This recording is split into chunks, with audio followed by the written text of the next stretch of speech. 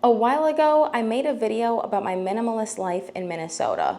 A lot has changed since then, so I want to talk about that. I am still sleeping in my hammock every single night. I still have my floor to sit to stand desk, but starting with the hammock.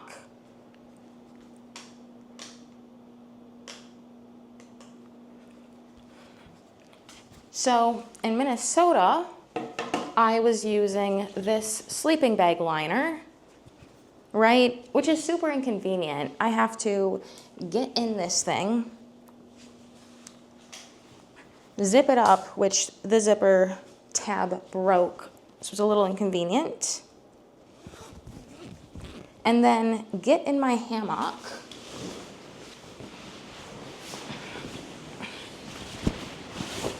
And then zip that up. I feel like it's kind of a safety concern though. Let's say I just have to get out of bed quickly. I have to unzip my hammock, hop out, and then push this down and then get out. Also, my feet just get really cold for some reason. My body temperature is the same as everybody else's. There's nothing medically wrong with that. But I have always thought, well, why don't I get a hammock liner, underquilt. Oh my gosh, I should get an underquilt and see if that works. I didn't get it before because it's expensive with the cost of moving, right? Because soon before I moved, I bought all of this stuff. I bought this, I think it was like $80. This I think was another $80. The hammock stand was actually expensive. Like I thought that was expensive. So I probably spent more than $400 for everything. And it's not like I want to go and spend more money on a sleeping bag or an underquilt. So I bought this underquilt at REI. Oh my gosh, it's so warm. Like I got it, I got home, I set it up, and within like a minute of this being here, I was warm. And I'm just like, okay, that's what I need. Also, the first night I put away my sleeping bag liner and I didn't need it. And I was just like, great, that's resolved. So still sleeping in a hammock, it's still very comfortable. My two regrets for hammock sleeping is I didn't do it sooner. And I didn't get this underquilt sooner, even though it's expensive. I still use my floor to sit to stand desk. Still going strong. I originally had my walking pad under here. It's really inconvenient though. Like it is so inconvenient. Oh. It is so inconvenient to be walking on my walking pad and trying to use my mouse because it just like, it moves because I'm walking, even walking at like 1 mile per hour, it's very hard. So I actually move that. And now I just have my camping chair here. I've been doing quite a bit of sitting, which I know isn't good because you're supposed to be doing a lot of moving around. But I still have my balance board, which is inconvenient to use, and I want to explain why. I want to show why. I feel like it's easier to just show why it's inconvenient, so I haven't used it in a while.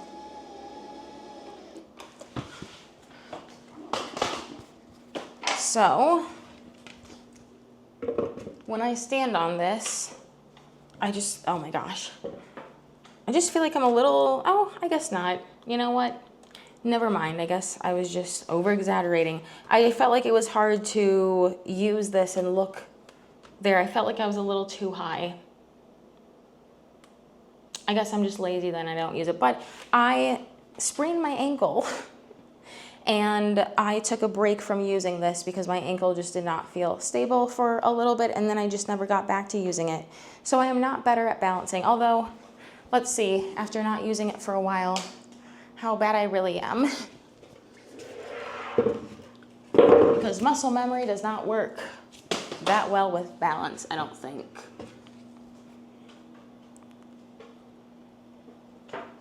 Oh, no.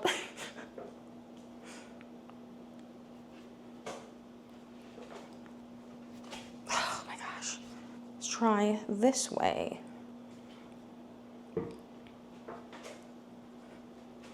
Oh, it's a little easier. Okay, well that's it, that's it. That's it. I bought a new balance board.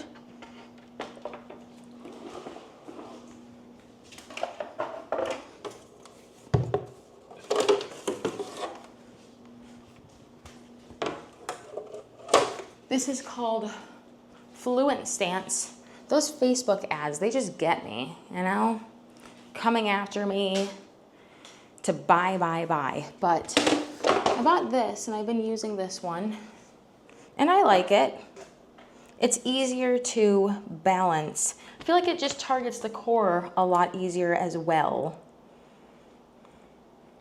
I can do a spin, 360, the other way. Oh my gosh, nope. Nope, keep hitting the side.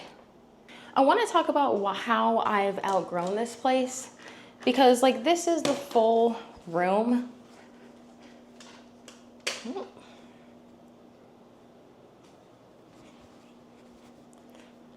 I've just accumulated a lot of stuff, right?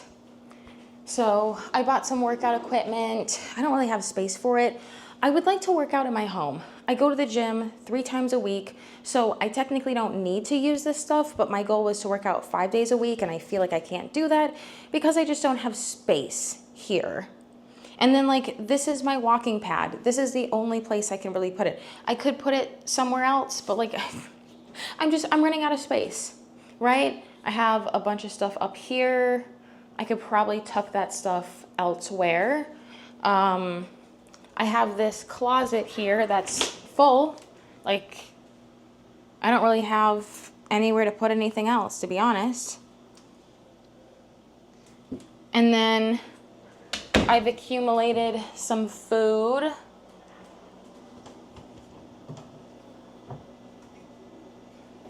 I don't know if I can really call myself a minimalist since I have so much stuff and there's stuff up there I don't use I should give away. I have people, thankfully I've found a couple people here that I can actually give things to, which is nice. Have some stuff in my freezer.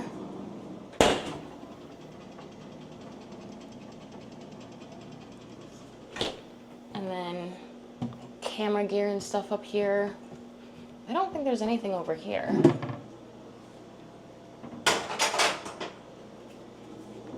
No, there's nothing in there. Of course, I have some dirty dishes. I hate doing dishes. I don't have enough dishes to put my dishes in the dishwasher. And I have some more stuff up here. And I've accumulated some cleaning supplies. See, look here, I've like run out of space elsewhere. I have to put books down here. And this is a camping chair, camping table, because I've run out of space. And other places. Surprisingly, I have not used my food processor since I moved here. And I'm like kicking myself for not getting it, for not donating it when I had the chance. But you know, that's how that goes. Into the bathroom. The bathroom is nice. I have enough space there. And this is my walk-in closet where I have a bunch of stuff. And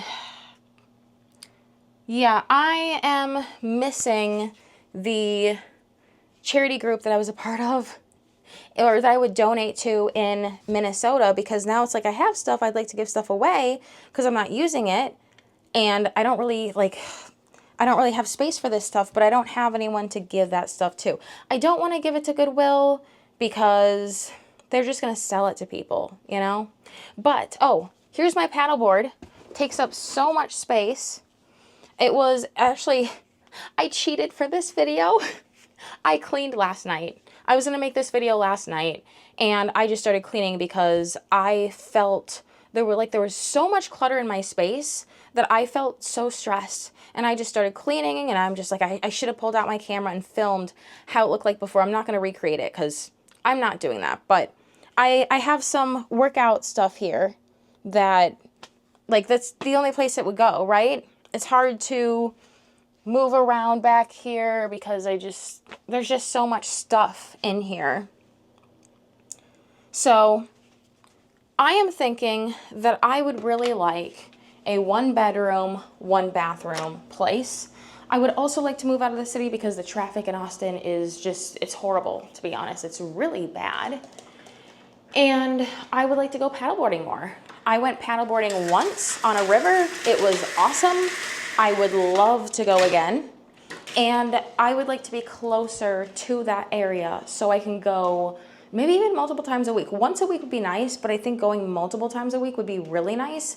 I haven't been to Lady Bird Lake. They keep finding bodies in that place. I don't ever see myself paddleboarding there. Also, like, the lake is so big, the water's so dirty. I just feel like it'd be easy to get lost in that water versus going on the river. The river isn't that big where if someone falls in, people can see you and be like, oh, let me go and help that person. I mean, I have a life jacket that I'm planning to bring with me, but still, I just feel like that would be better. And I'm paying a little less than $1,000 for this 400 square foot unit, which is really nice. It's in a really nice place in Austin. I feel safe here. That was my goal. I didn't know anyone when I moved here. I met someone who owns a dog rescue, and I volunteer once a week. It's just so far to drive. Like once a week going down there is fine because fine, whatever, it's once a week. But I've driven there on a weekday and it takes over an hour with traffic. The place I go paddleboarding is closer to where she lives, so it makes sense for me to move out there. There's nothing in Austin that I really want to do. If you look at my newer videos, I guess this video will be further out because I have a bunch of videos that are scheduled to be released, but the newer videos, because I took a 6-month break, those I was going out. I went to the Balloon Museum. That was so much fun. That was so much fun. Oh my gosh, that was awesome. I went to the Museum of Ice Cream. Also really fun. Museum of Illusions. That's located in Austin. If I wanted to do more exploring here in Austin, it would make sense for me to stay here. But I don't care. I honestly don't care. I don't want to keep pushing myself to go out and do things that I don't want to go out and do. It's like, oh, for a video. I went out purposely to make a video. The whole purpose of me going out was to make a video. And I don't want to force myself to make content when I don't actually want to make content. Right now, I am focusing on learning Hungarian because I want to get my Hungarian citizenship by descent. And I think I only qualify for simplification. That means that there will be an interview. And I have to be able to speak Hungarian to a B2 level. I think I might qualify for verification. If I do, learning Hungarian is not a requirement, but I would love for Hungarian to be my second language, my main second language. And then after Hungarian, I will be learning German and a bunch of other languages. So back to just documenting my life, I can see myself talking about minimalism if it makes sense to bring up minimalism, but I'm not going to be doing the whole creating scripts, reading the script from a teleprompter. That's honestly exhausting. I work 40 hours a week. Most of my free time is spent on learning Hungarian, immersing myself in the language, watching movies on Disney Plus, Netflix, YouTube, just immersing myself in the language. And then, once I move, I want to go paddleboarding a lot more. That is my focus. I also started another YouTube channel because my friend has the dog rescue. I have been filming when I go and volunteer at the dog rescue. Those videos are a lot longer though. So it takes a lot of time to edit those. These are more so, I'm doing a lot more talking head videos, which I think it's just going to be like that, especially when I'm just talking about learning languages. So yeah, I have outgrown this space. And I've only outgrown this space because I bought a paddleboard. And no, I take that back. I thought that before, but clearly it fit in my closet. But I think I've outgrown this place because I want to work out in my own home. And I don't want to have to take things from the closet out here every single day, just so it's not super cluttered. Because if I did that, it would just feel so much more cluttered here. And I'm not going to do that. Also for the 1 bedroom, because I was thinking how nice would it be to have a 2-bedroom place again. I could have 1 bedroom as my actual bedroom where I have where I sleep, but this stuff isn't going to take up a whole bedroom. So I don't actually need a whole bedroom as my bedroom. Also, it would just be expensive. In Minnesota, I was in the suburbs paying over $1,700 a month for a 1,000 square foot unit, 2 bedroom, 1 bathroom. That's expensive. And I was only paying for that because I had 2 dogs and I wanted my dogs to have enough space. And I was working from home and it just made sense to give them more space. But now that I don't have pets, I've fostered twice in here, and it's been a lot because it just feels very cluttered here, and the clutter stresses me out. So I want to get a 1 bedroom place. I want my bedroom and my office stuff to be in 1 bedroom. I think that makes sense. And then my living room would just basically be the place that I work out in. And then I could also have a foster dog because I would have space to have a foster dog at that point. So I think that's the only update. I mean, Austin living is nice. Again, like I said, I live in a very safe area. I feel safe here. The heat is a lot more than what I thought. Like I didn't come down here before I moved here. I signed a lease. I'm like, I need to get outside of Minnesota. My stress has lowered a little bit. I still have some stress because I have debt that I'm paying back. The lack of trees is odd to me. I don't understand that. Like in Minnesota, it gets 90s, let's say, in the summer, but like there's so many trees in Minnesota. If you want to go park under the shade, you're good. Honestly, I feel like you could park under the shade, but because we have 4 seasons, you don't really, it's not like you're going to be parking in the sun every single day, right? Also, I feel like having a garage in Minnesota is a lot more common here. It's not. Everybody just like parks outside in the sun every day. And one day it hit like 100. It was like 102 degrees out. I was supposed to go somewhere after work. I didn't realize how hot it was. I went outside. I'm like, okay, whatever, get in my car. I had to use my GPS because I can't get to these places without my GPS. And I'm driving and my phone shuts off. I have to pull over, call the place. And I'm like, I'm sorry, I'm not going to make it because my phone shut off. And I pulled over. I wait for my phone to turn back on. But, it says not going to charge because it's so hot, right? And I did let them know, yeah, I can't make it. I'm sorry. And they're like, you can get here whenever you can get here. I'm like, I can't because I need my phone. It's going to take 15 to 20 minutes to cool down my car. So the lack of trees is very odd to me. Maybe, yeah, actually, no, I don't think it's different in the suburbs, to be honest, but that's fine. So yeah, that's all the update I have. You'll see other videos before you see this one on how raw veganism is going and all of that other stuff. I don't know if I made other update videos. I don't know. But, you'll see them when you see them.